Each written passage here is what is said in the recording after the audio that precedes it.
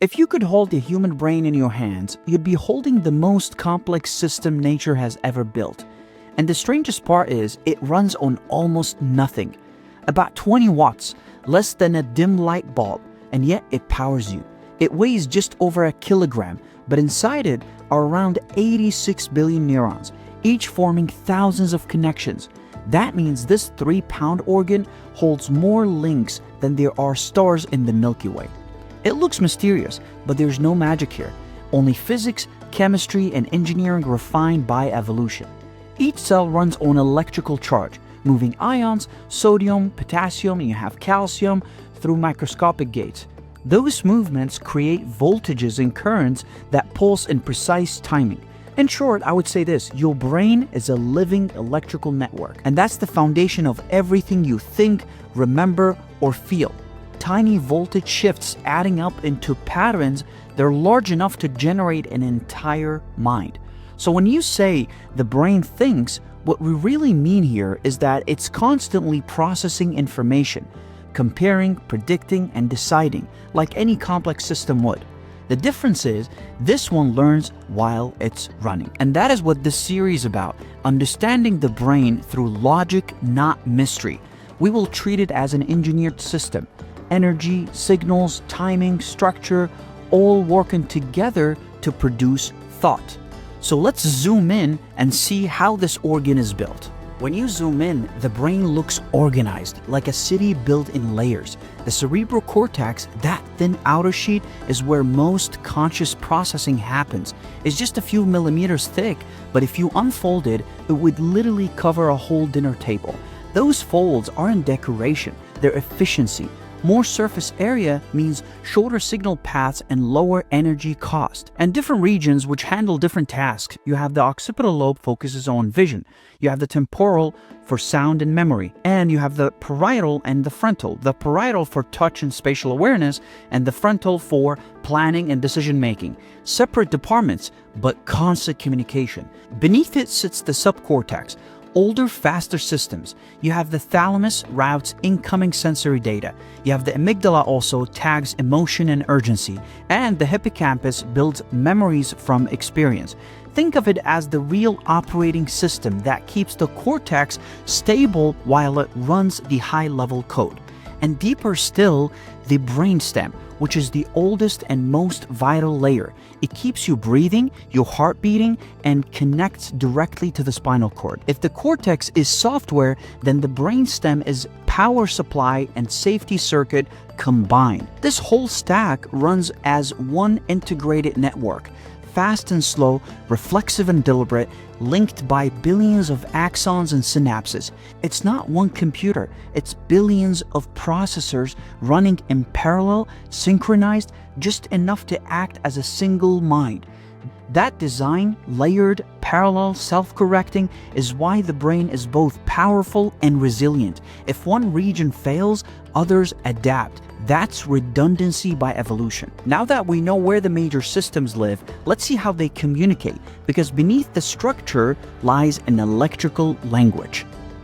Every message in the brain is carried by a single type of cell, the neuron. Small, about the width of a hair, but its design is very precise.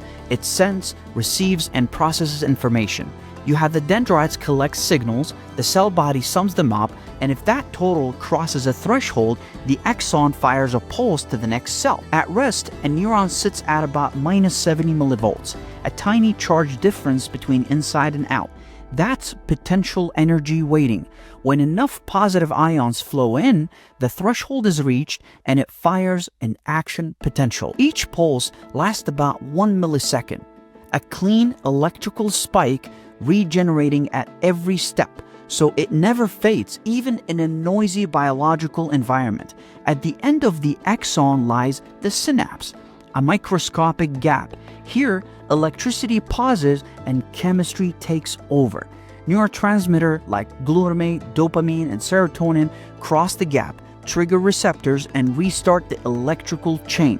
So you have electric to chemical, chemical back to electric, billions of times per second. This is the brain's language of signals, fast, efficient, adaptive, and it's how every movement, thought, and emotion travels through one unified network. Now that we've seen how a single neuron speaks, the next step is to understand what happens when millions of them start speaking together. One neuron firing is just a spark.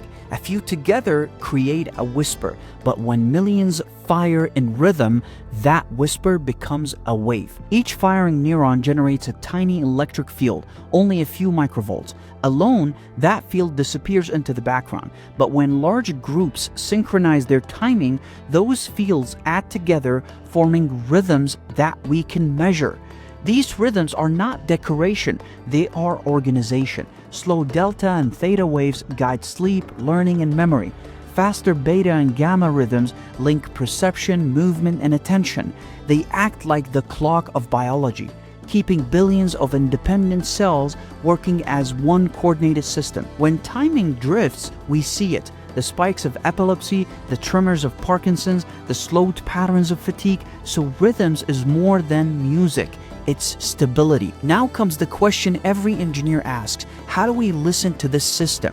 How do we measure what the brain is doing without disturbing it? So there are two main ways to do it. The first is invasive recording. It means placing electrodes directly on or inside brain tissue. It gives extraordinary detail. You can record single neuron spikes, track milliseconds, and even map intention before movement. That's how research arrays like ECoG or Utah Grid work.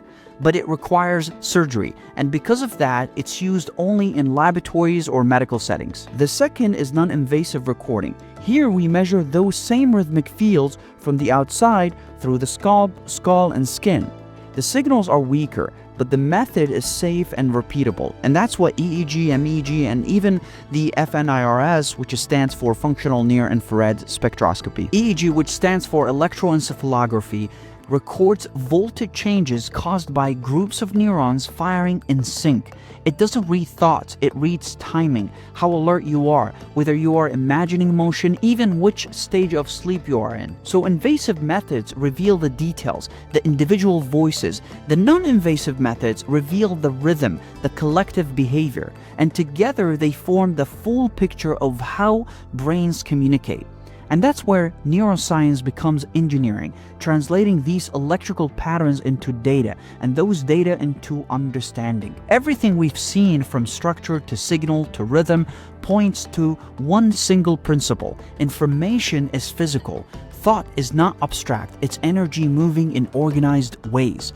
When we learn to capture those patterns safely and precisely, we start bridging biology and computation, not to replace the mind, but to understand how it truly works. And that's where we go next. How do we listen and practice? How electrodes detect those microvolts through layers of bone and skin? Or how we separate real neural signals from noise? And how those waves become measurable information, which is the first step in turning thought into technology. And lastly, just remember this: complexity isn't our enemy. It's nature waiting to be understood.